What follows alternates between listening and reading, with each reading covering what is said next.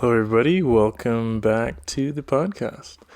Um, First of all, thank you guys for the feedback on the first episode.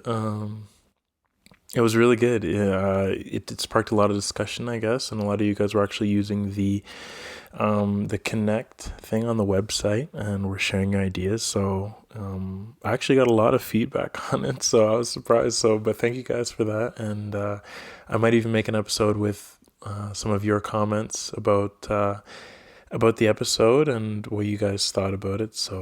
But this episode is the Parasite analysis, obviously the movie, as you know by the title, and yeah, that movie was incredible. It was recommended to me by one of my friends, Aaron. If you're watching, thank you for recommending that because it was one of the best movies I've seen in a while. Incredibly crafted. I have no gripes, no hardly anything negative to say about it. But this obviously this isn't a review of the movie. It's more of an analysis of kind of the themes and what kind of I picked out in it. So we'll save that for something else. But right now I'll just go through my analysis of it. Go to the website because it is the newest blog post on there, and it might actually be easier to follow along on there, kind of similar to the last one. This one even more so though, because it's got like bullet points of each theme. So as I talk, if you're listening or if you're watching, you can go to that and you can follow along kind of with where I'm getting these notes. So I'm just making sure we're still recording here. All right, so let's get into this analysis. Go to the website if you want and check that out. But the first theme in this movie that I think was very prevalent was economic disparity, leading to the disconnect between and the ignorance toward those of other socioeconomic classes. So, if you remember in the movie where the rich, okay, even before I start this, spoiler alert, I always forget to do that, but watch the movie if you haven't already watched it. If you haven't watched it, leave this video immediately or leave this audio immediately. When the rich parents or the rich father walks in every day, the light over his head malfunctions. The mother says, as she's eating, "Oh, is that sensor going batty again?" It's not going batty. The poor basement man, the parasite, or the most prevalent parasite in the movie, is actually trying to communicate with him and paying his respects through Morse code.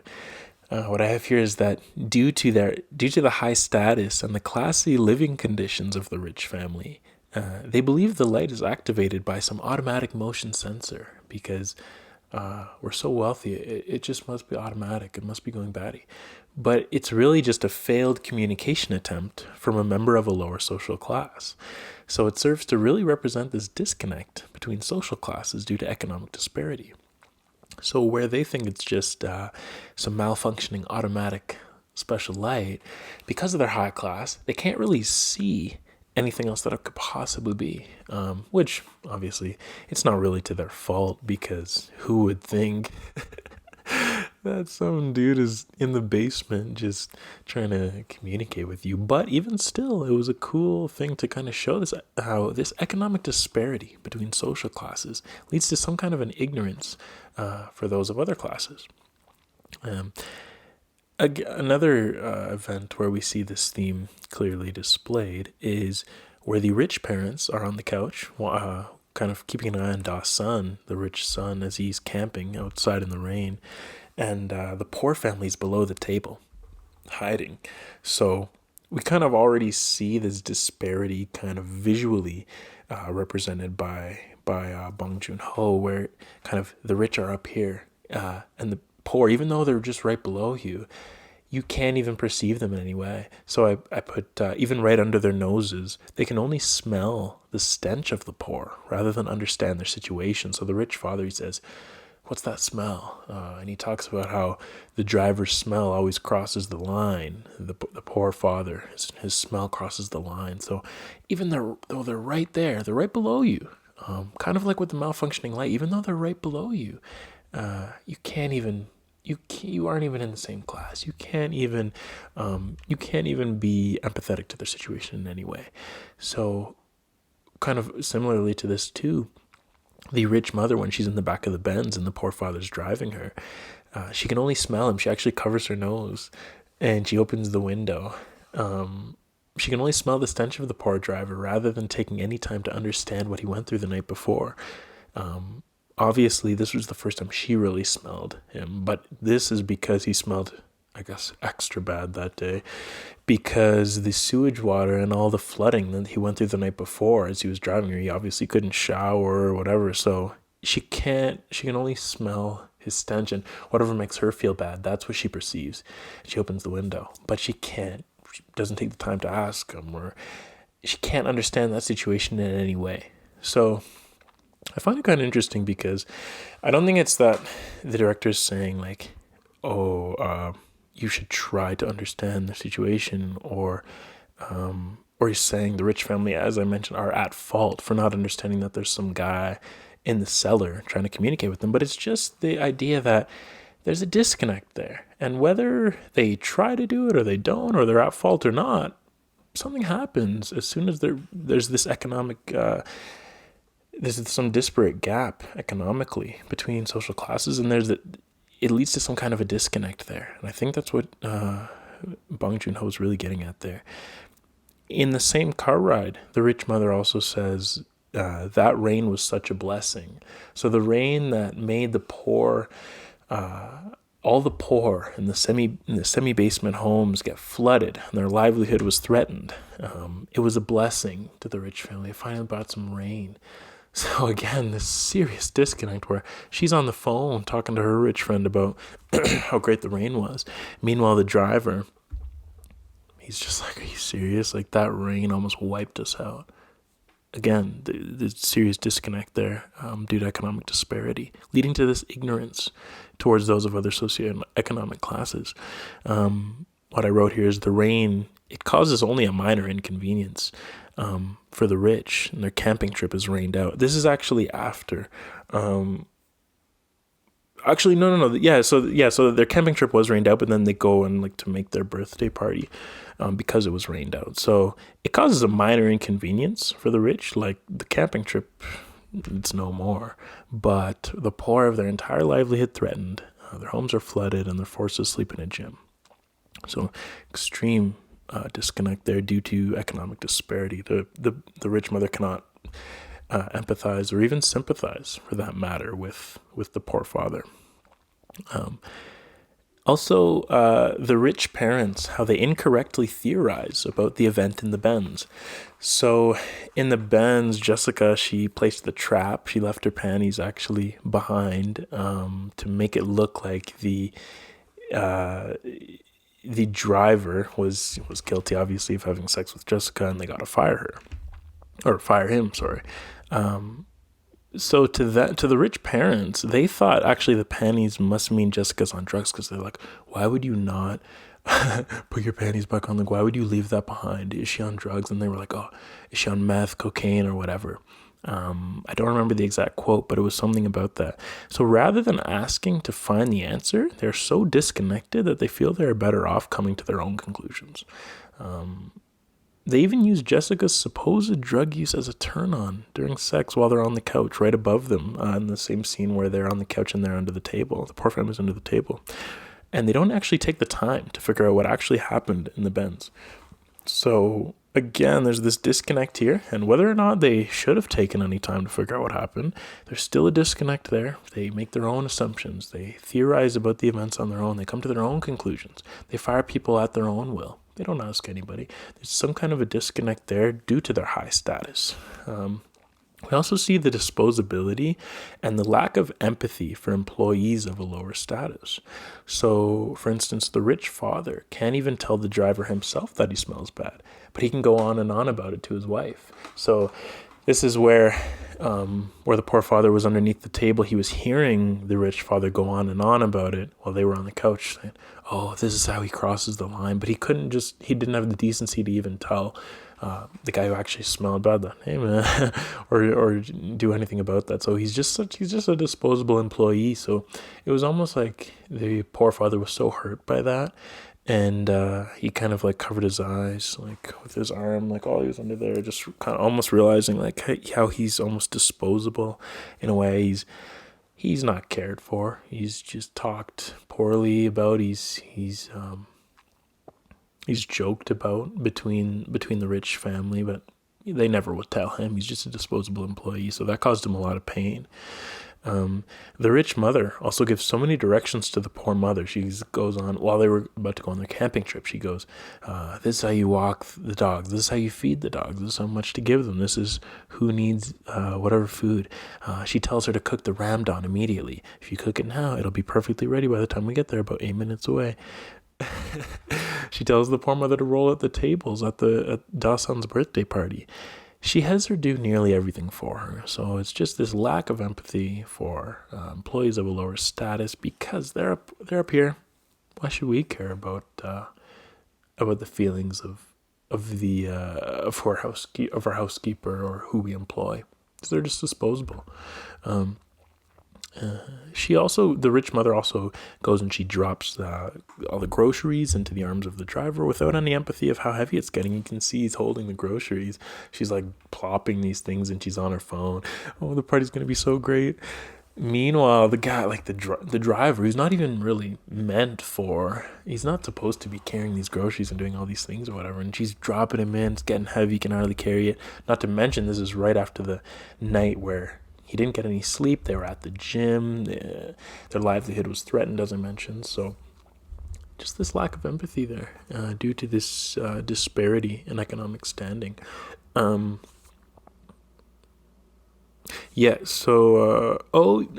not only just for carrying the groceries, the driver is also used to play the Native American at the party.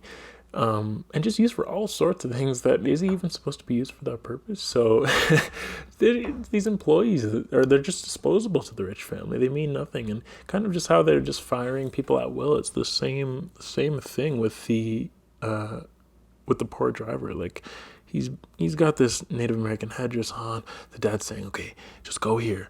We're paying you extra today. Like just do this." It's like they're just completely using these people. So like the poor family in the movie, the rich family are also parasitic and show no care for who they leech off of. So what I did like about this movie, I don't know if I've already mentioned this, but it's that it's not a movie trying to I can't remember what the word is for, like, it's not preachy, I guess you could say, but it's not telling you right or wrong, or you don't be rich because you're bad, or poor people, they're bad. It's nothing about that. It's just more of a social commentary. Both sides are parasitic. So the rich are so parasitic to the poor, using them in every way for the groceries, play the Native American at the party, roll out those tables, chop, chop, chop. But the poor family are also the biggest parasites in the movie too. They're literally leeching off of everything the rich family is providing in every way throughout the entire movie. And that's very interesting there. There's some kind of a disconnect. Like parasitism is like the ultimate disconnect between socioeconomic standings almost. So that's very interesting. The rich mother kind of already mentioned, like just this disposability and the lack of empathy for employees of a lower status. How she kind of goes and says, I'll make up some excuse to dismiss her simply and quietly. This is about the housekeeper she's about to dismiss, and she tells her husband, don't worry, I'll make some excuse. Or I don't know if she's telling her husband or telling someone else, but I'll make up some excuse. It's whatever. Like I don't need to tell her why. So just this disposability, lack of empathy for employees of a lower status. I think that really demonstrated this, how when you get to that high standing, or just economic disparity in general, how it creates this, you're almost apathetic, or you're apathetic to and ignorant towards other socioeconomic classes and the issues that they face.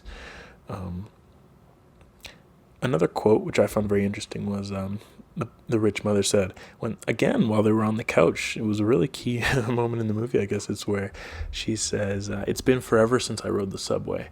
People who ride the subway have a special smell.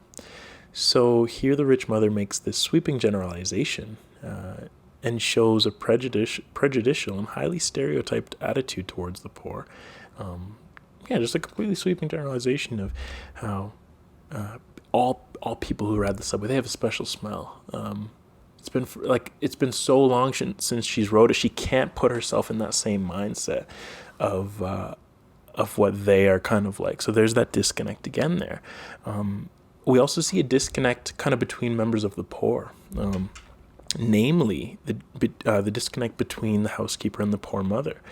So the housekeeper, this is the key scene in the movie where they are in the cellar, and the new housekeeper, the poor mother, she finds out that she's been stealing. The old housekeeper's been stealing from the rich family, has been ultimately parasitic to the rich family, and is taking the food, giving it to her husband down there.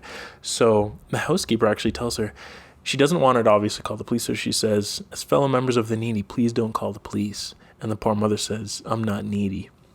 So it's almost like as soon as the poor mother gets into the company of the rich, she's come so far from the semi-basement all the way, now she's working in the rich household as the new housekeeper. She tells the old housekeeper, I'm not needy, although she is. But she forgets that, and she now is disconnected with people of lower standing.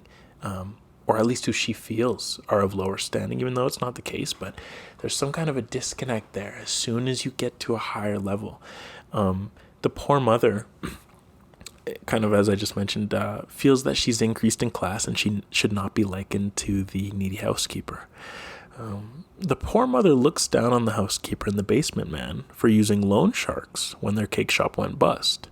But she feels, because she feels as if she is now of higher status. And she now forgets that her own family situation was just like that of the housekeepers at one point. And they too had businesses that failed. But here we see the demeaning of those of lower social classes. So she's now in the company of the wealthy, and she looks down upon the poor mother, or not the poor mother, the old housekeeper, when she mentions that her businesses kind of went bust and they failed. But earlier in the movie, the poor family was just talking about how their businesses failed too. But as soon as she gets to a higher standing, she lacks empathy for those that actually went through the same thing as her. So it's almost like, kind of like the rich mother, like she rode the subway at one point too, but now that it's been forever, she can't empathize or sympathize with those people. The biggest thing though in that scene when they're in the cellar, in the frantic scene, was she says, "Don't call me sis," to the old housekeeper, even though they are in fact still in the same class. And it's so ironic because once Kevin falls down the stairs, and the poor family's exposed to the old housekeeper, and she looks at them and she says, she doesn't say this, but it's pretty much like, you are my sis. So, and actually the irony comes when the poor mother, she says, sis, please don't send the video or whatever. But now it's the housekeeper who says, don't call me sis. So it's when people think they're of like higher class, it's like, it's almost like this snobbiness they get is like, don't call me sis, I'm not your sister, I'm not in the same class as you. But once it's revealed that she is, then now she's the one calling her sis, pleading for mercy, begging that she doesn't send the text. So I found that very ironic and very interesting to kind of show this the same disconnect that I was mentioning due to economic disparity, and this lack of understanding that gets created as soon as you reach a higher status. And actually, another interesting scene in the movie where the rich family gets back from the failed camping trip, and the poor mother, she actually kicks the housekeeper back down the stairs to the basement so as not to be seen by the rich mother. So metaphorically, it's almost like she's kicking the housekeeper back down to the lower class just to keep up her appearance as a member of a higher class in the rich household. So, I just found that very interesting. Like, you'll do whatever, you'll step on your own sis who's actually in the same class as you, you'll actually kick her back down just to maintain your kind of your appearance as a member of the higher class. Very, very interesting. Complete lack of empathy as soon as you you gain in socioeconomic standing. Then another theme I found in the movie was the hypocritical nature of deception. So while the poor families, I believe they're sitting maybe at the pizza shop, it's somewhere a bit earlier in the movie when they're starting to realize that they are starting to deceive this rich family pretty easily, and they're having success, and they've infiltrated the home. I think everyone's in there. The driver is the poor father. He's now serving as the driver, so they've infiltrated the home very well. And the poor father, he says, this family is so gullible, the madam especially, so naive.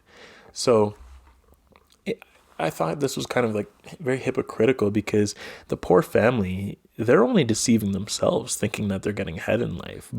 In reality, they're actually ruining their own life. So it's almost like when you think you're deceiving somebody else, it's very hypocritical, because you're actually deceiving because you're sacrificing your own character, and it's not actually putting you ahead in any way.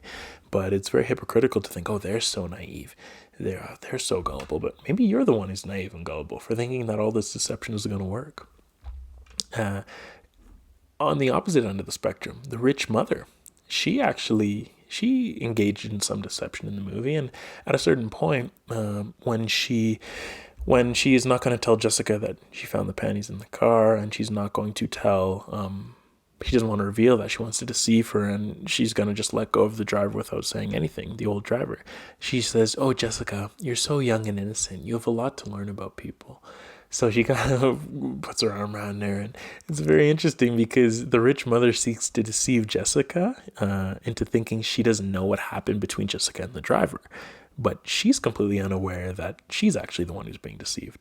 So she thinks Jessica is so naive, lots to learn about people, but maybe she has a lot to learn about people. Maybe she's naive because she thinks I can just deceive people, and that's going to be the easy way out, and not tell them and not speak what's on my mind. But in the meantime, Jessica, she didn't really go to art school in Illinois or whatever. She's not really, she's just saying all this schizophrenia zone, all this painting sense, whatever. She's not really that. So maybe you're being deceived too, and you got to kind of watch out when you think you're deceiving someone else. Maybe it's you who's being deceived. Similarly, the rich father, while he's in the back of the Benz being driven by the poor father, and the poor father gives him the card for the care, which is obviously what their family invented as their housekeeping service, so they can finish their infiltration of the rich home.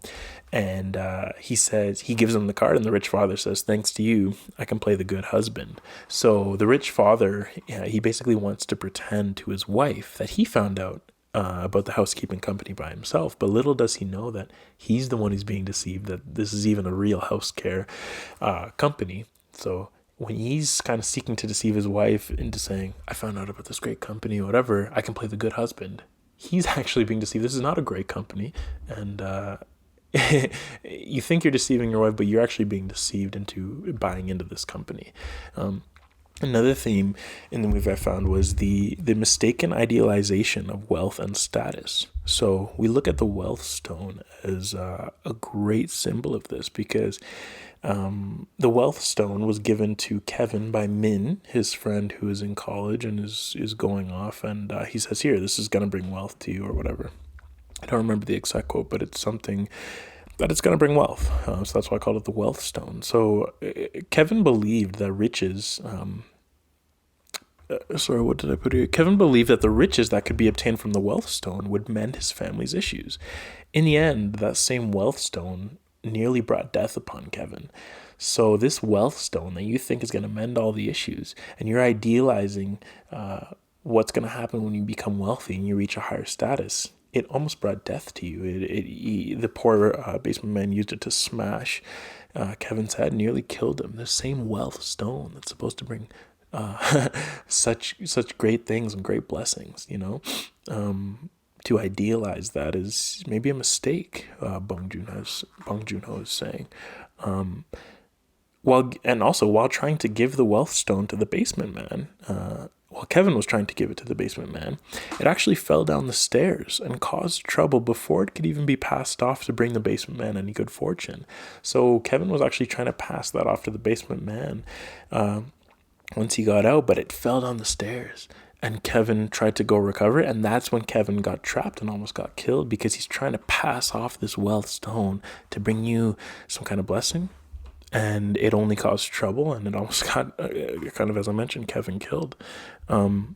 Next, we see it on the side of the rich family where the rich mother says, she says, Min, the college boy who left, Kevin's friend, Min is such a brilliant human being. I don't even care about the grades. So da-hye, her daughter, her grades were very poor. But because it was Min, who is this college boy, and he has a high status, she idealizes that. And she shows a bias, a positive bias towards Min. Just because he's this college boy, he has higher status, she doesn't even care about the grades. He's a brilliant human being. It doesn't matter about anything else. His status, she shows a positive bias towards him. What else did I do? Yep. So also you can tell from the card they're high class. In the same scene where he's getting the card for the care, the rich father shows a positive bias towards this card because it looks so fancy. It looks like it comes from high status. You can tell from this card they're high class. In reality, the care is the worst service he could have chosen, quite obviously. But the expensive look of the card made him idealize the service, showing his idealization of things that appear to be associated with high status. Again, we see this mistaken idealization of wealth and status. While the poor family are sharing drinks around the table and enjoying the wealth they gained and the status they've gained from infiltrating the rich home, the poor mother says, if I had all this money, I'd be nice too. It all gets ironed out. Money is an iron, all smoothed out. In reality, this is not true. As a matter of fact, there may be more worry with wealth and status. Like, the rich wife was arguably the most anxious person in the whole movie. So to think that it all gets ironed out, oh my gosh, I'd be nice too, if everything gets smoothed out, that's not true. You're mistakenly idealizing what will happen when you reach a higher status. So we see that there with the poor mother, and both the poor and the rich seem to mistakenly idealize this higher status, and show this kind of this underlying positive bias for whatever looks like it comes from high status, whether it's the card for the care, or looks like it comes from, you can tell from the card they're high class, or Min, he's a higher status, he's a college boy. He's a brilliant human being. I don't even care about the grades. The last thing I have here too is the rich mother says, they say a ghost in the house brings wealth. So this is when she's almost rationalizing Das Sun's seeing the ghost. Just because it brings wealth, it's all good. A ghost in the house brings wealth, it's okay. So she's talking to Jessica about Da Sun's incident where he saw the ghost.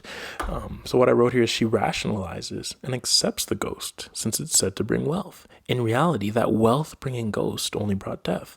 Like Kevin's stone, these supposed wealth bringers bring only chaos and destruction and are great examples of the mistaken idealization of wealth and status. So I just find it so funny that on both sides, both the rich and the poor, they idealize this things that are associated with wealth, but it's only causing destruction. So that's why it is kind of like a mistaken idealization, the theme that I'm seeing there. The next theme I'm seeing is the frivolous nature of plans. The best plan is no plan. And that obviously is said by the poor father while they are in the gym. And Kevin is saying all this stuff about plans. And they had their big plan of infiltrating the home. And look where that got them. It got their livelihood threatened. Their house is ruined. Everything's gone. So he just says the best plan is no plan. So what happens, a great quote to represent this theme is where the poor father, they're sharing a meal back in their home, and he thinks they've made it. He thinks they finally infiltrated the home, everything's all good, or it's all going well. So he says thanks to him, he's talking about Min, he says thanks to him we're all not again. So what happens here is he's about to say, oh, thanks to Min, everything's all good, we're all good. Next thing you know, the drunk guy starts peeing beside their home again, just like he was at the start of the movie. So they think that they're way up here, but they're still in the semi-basement. The drunk guy's still peeing outside. And your plan of reaching this high status and this high standing and being parasitic to the rich, maybe it's not actually working out because you're not all good. Thanks to Min, everything's not okay. The guy's peeing just like he was at the start of the movie outside your home. So what I wrote here is the poor family is thinking everything is roses until the drunk man peeing beside their home reminds them that they are still in the same place as they were when they started their plan. And I also said it's good foreshadowing here to the key point in the movie when they're admiring how far they've come while drinking in the rich home until the family comes back and throws another wrench in their plan. So while they were all drinking and Jessica, she was in the bathtub, she's watching the TV, and their plan is all coming to fruition, right? And but that's not the case. And some of the quotes I have demonstrating this during this scene was Kevin is saying, this will be your daughter-in-law's house. He's telling to his parents. Or we'll get an actor to play my parents eventually when the plan keeps going the way we want it to. And I can't remember who he's talking to, but he's saying, if we lived here, which room would you want?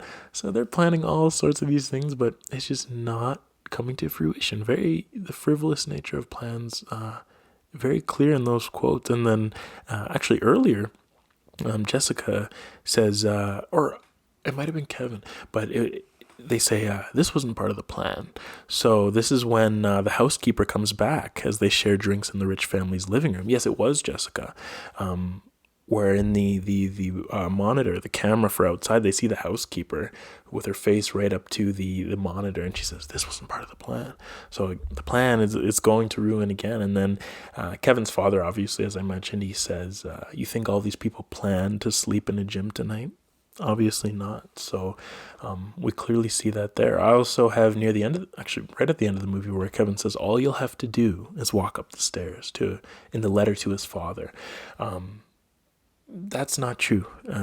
This fundamental plan that he'll go to university, become rich, then everything will be okay. It also demonstrates not only the frivolous nature of plans, but also a mistaken idealization of wealth. So he thinks that as soon as he becomes wealthy, he gets into university, he's going to get a good job, he's going to buy back the house. All these things are going to come together. This plan is going to perfectly play out, and his dad will just have to walk right up the stairs. Obviously, by the last scene in the movie, we know this is probably not going to come true for Kevin. Well, almost definitely not going to come true. He's holding the letter. He has his brain injury. His dad he's stuck in there, and there's no guarantee that he's going to be able to do all these things. And I think it's a very somber ending, and it almost kind of is hinting that he's not going to be able to do it. And it is all just a plan, because the movie did not end when he's hugging his father and the father did walk up the stairs. It ended when he had the letter in his hands. This big fundamental plan that he's going to do all these things, and it's not going to come true. Plans were not only frivolous for the poor family, they were also frivolous for the rich too. So, for instance, their camping trip, it got rained out, and their extravagant birthday plan, we all know how that went, it was completely destroyed. So, on both sides, this frivolous nature of plans becomes just so evident. Another thing I noticed in the movie was almost like the corruption of character in the pursuit of wealth. So Kevin, one very interesting quote about this was, so at the start of the movie, Min, Kevin's friend, was saying, once she enters university, I'll officially ask her out. He's talking about the girl who kind of had a crush on da-hye, the rich family's daughter. Now, later in the movie, Kevin actually says that exact same thing to his family while they're sharing drinks in the rich family's home. He says, when he's talking about all these plans to get married and it'll be your daughter-in-law or whatever, and he says the same thing that Min said. He says, when she enters university, I'll officially ask her out. So as he gains a higher status, his character almost gets corrupted in a sense. And what I wrote is, after Kevin got into the company of the rich, he actually changed to become just like the rich college boys, and took Min's girl. So the reason Min didn't want a tutor to be one of those rich college boys was because he knew they were going to do this, what Kevin actually did. He didn't think Kevin would ever do that because Kevin's character was not like that. But as he kind of gained in status and gained a little bit of wealth, his character slightly was corrupted, and he became just like Min didn't want him to be. And he he says the same thing Min said. And he says, when she enters university, I'll officially ask her out. So that was very interesting. The real estate sharks that the poor father mentions at the end of the movie, when he's living in the basement and the new family's there, the real estate sharks, they hoodwinked the German family who had just arrived in South Korea. So whatever it takes to make the sale, they won't even tell them about anything that happened in there. And we don't know what their character was like prior to making that sale or whatever, but we do know that there's some kind of deviousness or corruption associated with wealth, and when they know they can make the sale, they won't even say a word. They'll deceive whoever or whatever it takes, do whatever it takes just to obtain that wealth. They obviously deceived the German family who now lives in the home. Now, another thing I saw was that Bong Joon-ho did was through Da-sun, the rich boy, and he was the only one who could bridge the gap, in a sense, between the rich and the poor. And it's almost as if he had not yet been jaded from a life of riches, and he could still connect with the poor in some way. So we see that when he saw the basement man, or the ghost that they thought, but who others, through the rich, his family, through their lack of connection with other social classes, they could only write him off as a ghost. So almost as if after experiencing this entire life of riches and wealth and status, any connection with the poor is so far-fetched, it's lost, and it's more like communicating in Morse code. Like, whereas Da-sun knew it was Morse code, he saw the ghost, he saw the man, he could connect with that. It's almost as if he hadn't fully been indoctrinated with a life of riches, so he could actually connect with the poor through his innocence. But the rich family, there was a complete disconnect there. Almost, I don't know if it's corruption. It may actually be more akin to the first theme of the economic disparity leading to this this distance and this disconnect between the rich and the poor, but they can no longer connect with the poor in any way. It's like it's Morse code. They can't understand it. They can't understand the flashing light. But Da-sun, he can fully connect with it. He's still a young kid. He's still innocent from that life of riches almost. Now, I also said Da-sun's innocence allowed him to openly state that the poor family smelled a certain way. If you can remember in the movie where he actually goes around grabbing their clothes, he grabs the father's clothes and the mother's clothes, and he says, they smell the same, they all smell the same. But all his family can do is make fun of them without actually telling them directly. So this kind of gets across that same the same idea that the corruption of character on the pursuit of wealth leads to this ignorance and a disconnect with other social classes. So Da-sun can kind of fully connect with them, and he can be open, and he can say they smell the same, and he can perceive that they all smell the same, and he can connect with that lower social class. But the rich, no connection at all, and anything they do perceive, they can only share between themselves. They can't tell the family or tell them they're crossing the line with their smell. They're just some disposable employees. But Da-sun's innocence, through his innocence and not being jaded from a life of riches, not that he's pure, but he is able to connect with the other social classes in a way that the rich cannot. Now, some other notes I had that may not have completely fit into some of the themes I've already mentioned is just, this is not really to be taken as a theme, but almost just like the general ignorance of the wealthy. What I saw was some cultural appropriation of the Native American face paint and headdress at Da-sun's birthday party. They've got all the headdress, they've got the tents or the teepees or whatever they are, and they're completely, it's pure cultural appropriation. And what's so ironic is that this ignorance leads to the bloody face of the basement man. Obviously, he had real blood on his face from banging his head against against the button every day, and banging it so hard.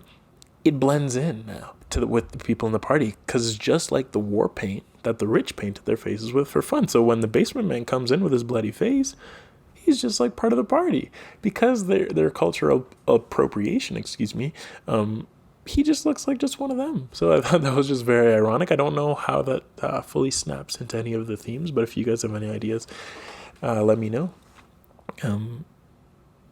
Not to mention the fact that actually another great quote was the rich mother, when she's telling the housekeeper what to do. Again, this kind of lack of empathy and telling everything telling the poor to do everything for you or whatever. She said, curve the tables outward in a crane's wing formation, like Admiral Yi used, the Battle of Hansan Island. Think of the tent as the Japanese warship. So the Battle of Hansan Island, it was a military battle in the 1500s in which South Korea defeated Japan. So obviously it kind of makes sense that she'd wanting to be celebrating this, but commemorating this with the formation of the tables. But it's almost here like there's some ignorance shown, because war is referred to merely for the purpose of her son's party, rather than to pay respect in any way, or to the tragedy that happened. And she's really making light of this tragedy, this war, and she's using it just for the party. So it's almost like an ignorance is there. I don't know what this is, but I definitely noticed that. I don't know if it perfectly snaps into any of the themes Bong Joon-ho was trying to get across, but that's just something I noticed. And another thing I saw was that the rich mother is oblivious, kind of going along with this general ignorance of the wealthy. The rich mother is clearly so oblivious to deception throughout the whole movie. Obviously, she thinks the housekeeper must have tuberculosis, the driver must have had sex with Jessica, Dasun's paintings must reflect some type of schizophrenia. So it goes on, and that was kind of very surface level stuff that we see how almost kind of this general ignorance and how she's so oblivious to deception, and I found that very interesting. Also, I only was able to find one point that kind of represented some jealousy for those of high social status. And this is when the pizza worker at the start of the movie, she's kind of looking down on the poor family and demeaning them because they're not folding their boxes correctly. She says, "Oh, I can't even use this. This is not good. You got to fold it this way," or whatever. And she was looking down on them at the start of the movie because quite literally they are below her. They're in a semi-basement and they got to come up just to talk to her. But when she sees the poor family with more money and nicer clothes, and they're actually eating inside the pizza restaurant now, she shoves the pizza on the table in annoyance with the family, who she could once only look down upon. So it was very quick thing, and I think it was the same girl at the start of the movie, and she kind of just throws the pizza on the table because she's almost jealous that they've kind of reached a higher standing now, and she doesn't really know why she can no longer look down on them.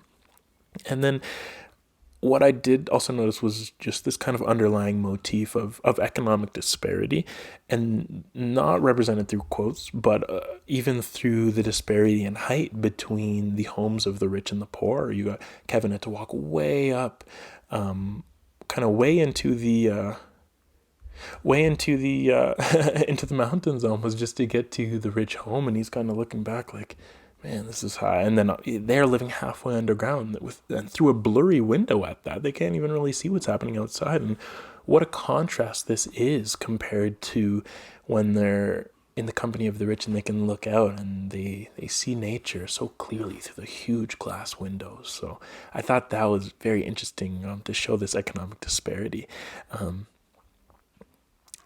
So look at the contrast between this and when his family shares drinks in the rich family's living room with a crystal clear view of nature, and also the poor family under the table versus the rich on the couch, and then also the poor in the basement, the parasite, the poor basement man, and the rich on the higher levels, low and high, low social status, high social status, economic disparity. This motif just was so prevalent in the movie.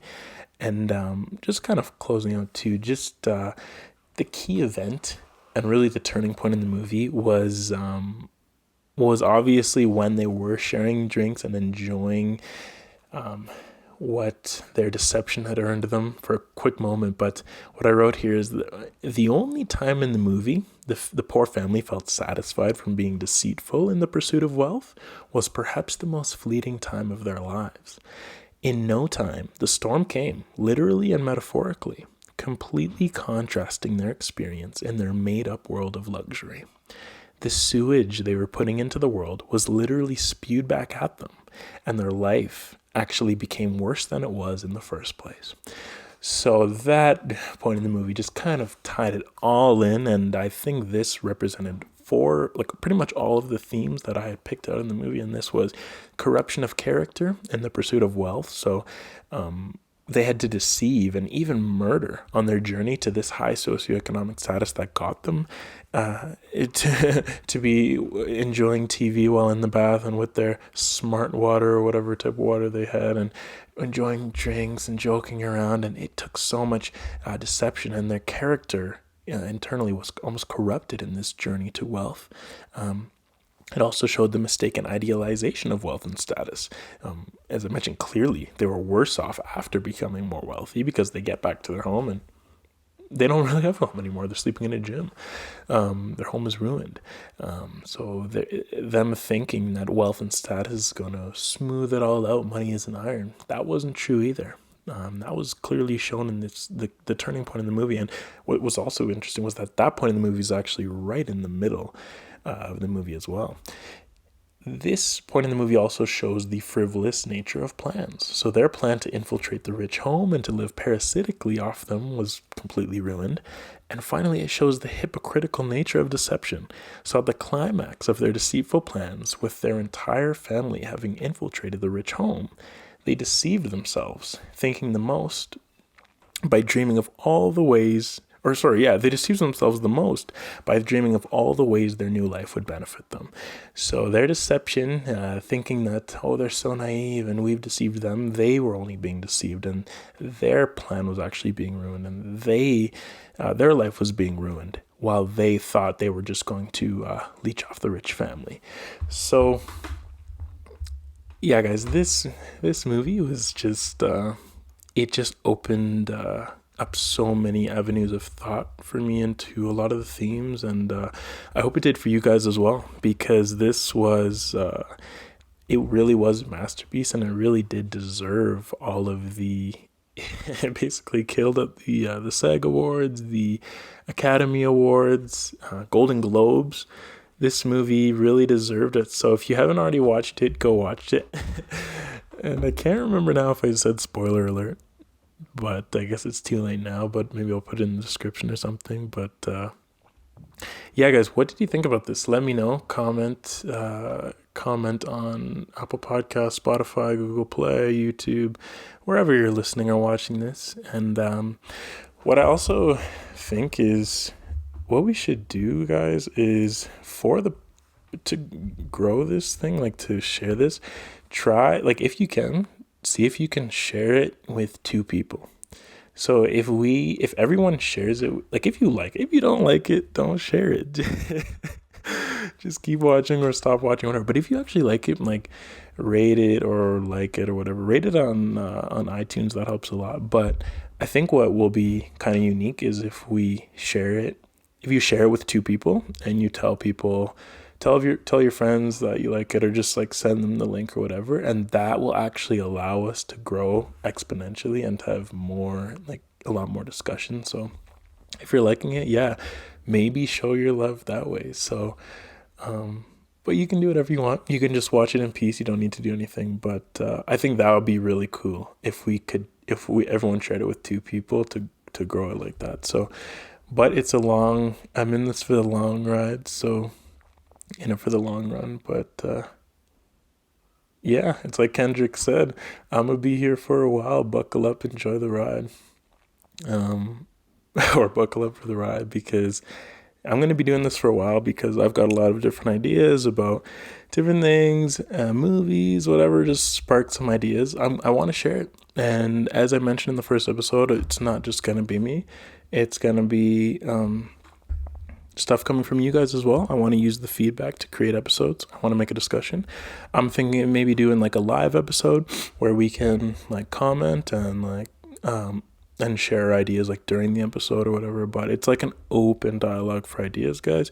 Share your ideas with me. Share it with 2 people if you want to. And yeah, I don't really know what else to say. But so next episode, I don't even know. Let's just, we'll see. How about that? So thank you guys so much for watching. And I appreciate you guys. Yeah, this is fun. I'm really loving this so far. And I hope you guys enjoyed the analysis. So I'll see you guys in the next episode.